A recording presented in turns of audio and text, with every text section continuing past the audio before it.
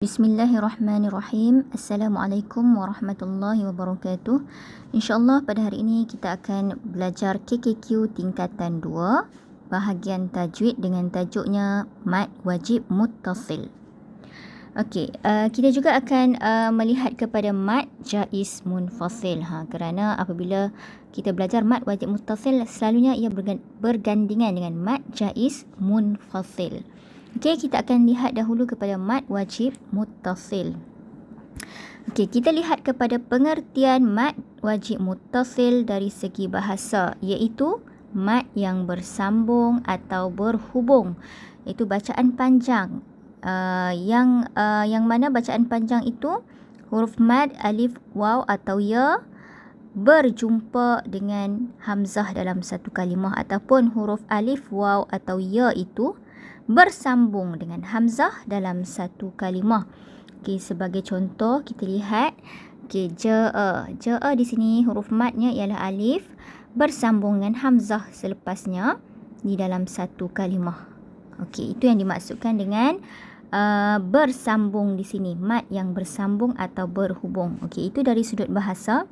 Kemudian dari segi istilah, apabila huruf mad bertemu dengan huruf hamzah dalam satu kalimah yang sama. Okey, ini dari segi istilah.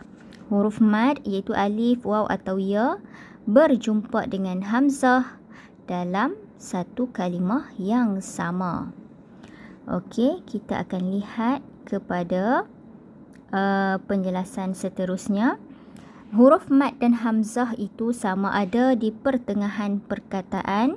Okey, pertengahan contohnya ialah seperti huruf ya ini berjumpa dengan hamzah. Huruf ya berjumpa dengan hamzah dalam satu perkataan ini, tetapi berada di tengah. Ya bertemu hamzah. Dan di atas huruf ya ini, huruf mad ini, ada tanda panjang seperti pedang. Okey, itu yang dinamakan dengan mad wajib muttasil. Okey, itu di pertengahan perkataan dan juga di akhir perkataan. Okey, di akhir perkataan kita lihat huruf alif ini dan juga ada hamzah sebagai huruf akhirnya. Okey, dan lihat ada tanda seperti pedang di atas alif atau waw atau ya. Okey, itu dinamakan mad wajib muttasil sekiranya ia berada di dalam satu perkataan. Seterusnya kita akan lihat kepada contoh mad wajib muttasil. Okey, ja'a. Ja'a di sini yang melibatkan huruf alif bertemu hamzah.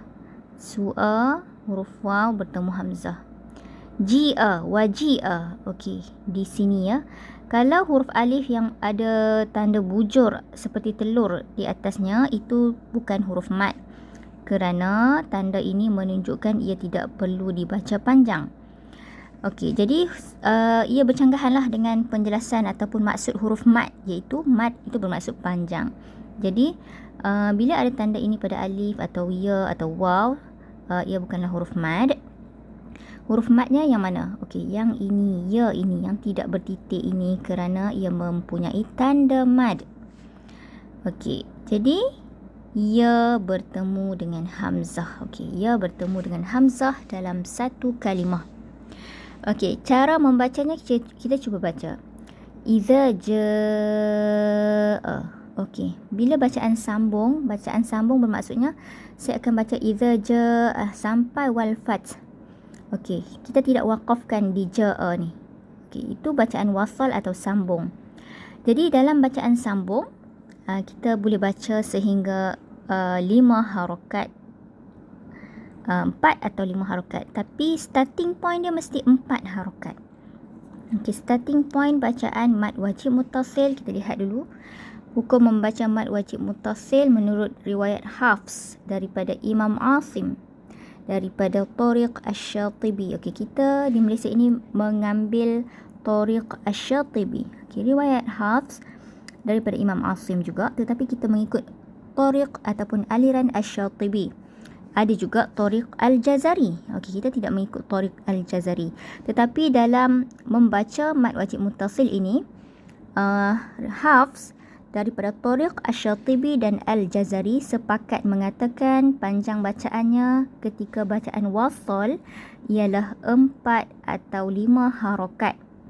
Jadi contohnya kita baca Idza jaa nasrullahi wal fath. Saya ambil 5 harakat ataupun boleh juga kita ambil 4 harakat. Idza jaa nasrullahi wal fath. Okey, itu 4 harakat. Jadi kita boleh buat 4 atau 5 harakat ketika bacaan sambung. Bacaan sambung maksudnya kita tidak wakafkan di sini ataupun kita wakafkan di sini dan juga di sini. Kita teruskan bacaan. Okey, itu maksud dengan bacaan wasal ataupun bacaan sambung. Okey, manakala ketika memberhentikan bacaan iaitu waqaf harus dibaca dengan kadar 4, 5 dan 6 harakat. Okey, jadi apapun kita perlu mulakan dengan 4 harakat sekurang-kurangnya. Jadi kalau kita hendak memberhentikan bacaan contohnya di jaa ni, walaupun tidak sesuai lah sebenarnya kan, kita boleh buat sampai 4 harakat sekurang-kurangnya. Atau kita nak buat 5 ataupun 6. Tapi kebiasaannya kalau kita mengalunkan dalam tilawah atau tarannum, kita akan ambil harakat yang paling tinggi lah ataupun paling panjang iaitu 6 harakat kalau kita nak berhentikan bacaan. Okay, tapi kalau kita baca biasa, kita akan buatlah sekurang-kurangnya 4 ataupun 5. Contohnya saya ambil 4. Iza ja. Tapi tak sesuai. Ini bukan tempat berhenti yang baik lah. Adalah tempat-tempat tertentu yang kita akan jumpa sebenarnya bila kita baca Al-Quran dan ada hukum mad wajib muttasil di situ. Jadi kita boleh berhentikan bacaan sekurang-kurangnya 4. Okey, dan kita boleh lanjutkan sehingga 6. Kalau kita wakafkan di situ. Kalau kita wakafkan di mad wajib muttasil itu. Tapi kalau kita sambung bacaan, perlu diingat kita hanya boleh buat sehingga 5. Okey, 6 ni hanya ketika waqaf. Seterusnya kita akan melihat kepada hukum membaca mad wajib. Okey, saya sudah jelaskan tadi. Okey, kita teruskan dengan tanda untuk mengenali mad wajib muttasil dalam Al-Quran. Okey, tanda.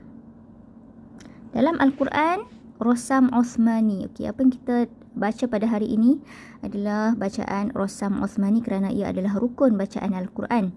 Okey, huruf mad pada mad wajib muttasil diberi tanda panjang. Okey, nampak tak tanda panjang ini? Inilah tanda panjang. Okey, di sini. Apabila berjumpa dengan tanda panjang seperti itu menunjukkan hukum mad wajib muttasil atau mad jaiz munfasil sebenarnya. Okey, jadi macam mana kita hendak bezakan antara mad wajib muttasil dengan mad jaiz munfasil? Iaitu dengan cara melihat. Okey, ni satu kalimah kan. Huruf mad iaitu alif bertemu dengan hamzah dalam satu kalimah. Okey, jadi bila dalam satu kalimah sahaja ia menunjukkan mad wajib muttasil. Begitu juga dengan ni. Waw jumpa hamzah, ya jumpa hamzah. Okey. Seterusnya kita akan melihat kepada hukum mad jaiz munfasil. Okey, mad jaiz munfasil. Tadi kita lihat kepada mad wajib muttasil. Okey, ini mad jaiz munfasil. Okey, kita lihat kepada mad jaiz munfasil dari sudut bahasa iaitu tercerai atau terpisah. Okey, tercerai atau terpisah dalam dua kalimah. Okey, saya selalu ingatkan pelajar saya, sesuatu yang tercerai atau terpisah ini sekurang-kurangnya mesti ada dua. Okey, kita lihat contoh dulu. Yang ni adalah perkataan pertama, ini perkataan kedua.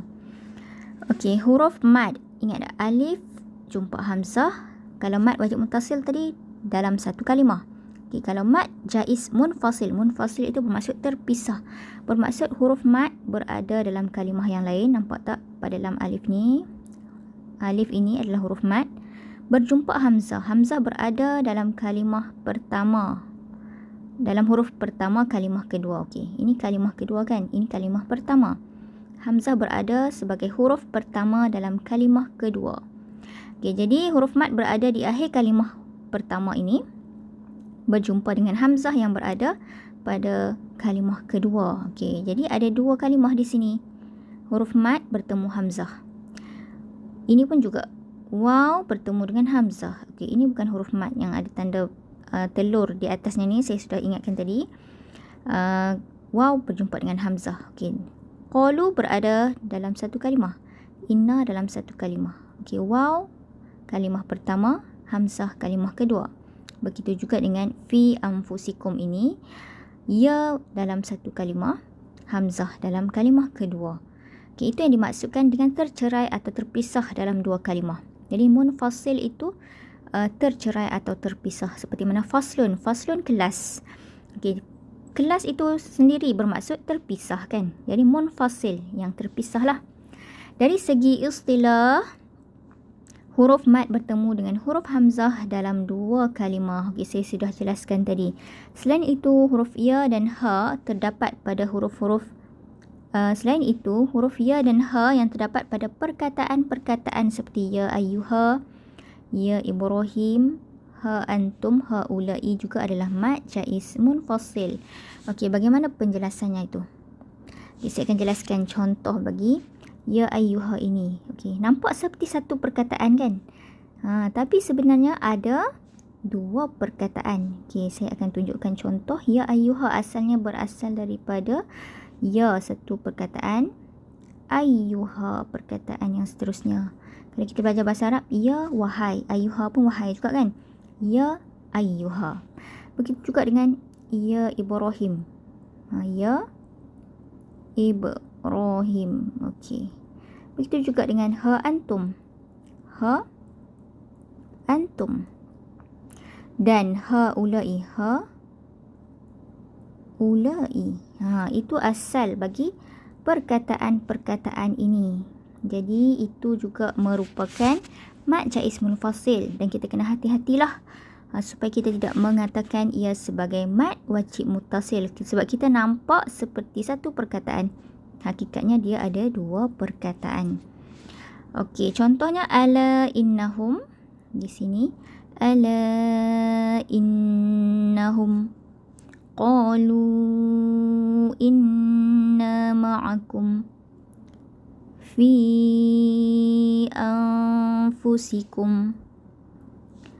Menurut riwayat Hafs daripada Imam Asim, daripada Tariq Imam Asy-Syatibi, okey, kita memegang ataupun mengikut Tariq Imam Asy-Syatibi, mad jaiz munfasil dibaca dengan 4 harakat atau 5 harakat. Okey. Jadi dalam bacaan kita perlu membaca secara 4 atau 5, kita boleh pilih. Sementara itu Imam Al-Jazari pula membaca ketika bacaan sambung harus dibaca dengan 2, 4 atau 5. Okey. Jadi berbezalah, Imam Al-Jazari ni dibaca mad jaiz munfasil 2, 4 atau 5 harakat ketika bacaan sambung. Tapi ketika waqaf wajib dibaca 2 harakat sahaja. Itu mengikut Imam Al-Jazari. Contohnya bila waqaf di fi anfusikum ini. Jadi macam mana Imam Al-Jazari baca? Contohnya dia waqafkan di fi kan? Fi 2 harakat. Tapi kalau dia sambung bacaan sampai habis ni, dia boleh baca dengan 2, 4 atau 5. Contoh dia nak baca 2 harakat. Fi anfusikum ataupun 4. Fi anfusikum ataupun 5. Okey, tetapi mengikut imam kita ataupun jalan yang kita ambil, iaitu Tariq Imam Asy-Syatibi, kita mesti mulakan dengan sekurang-kurangnya 4 sehingga 5. Okey. Dan dalam bacaan waqaf tidak berlaku mad jaiz munfasil. Kenapa? Kerana dia akan jadi huruf mad asli.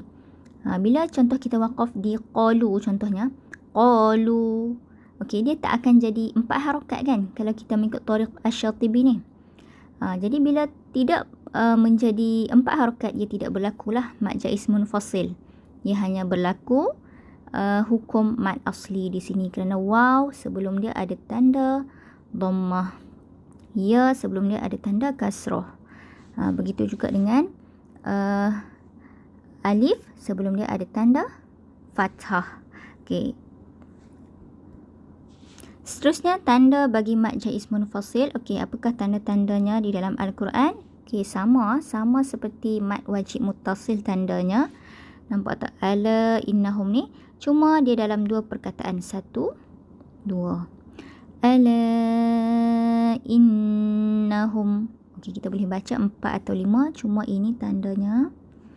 Okey, wallahu a'lam.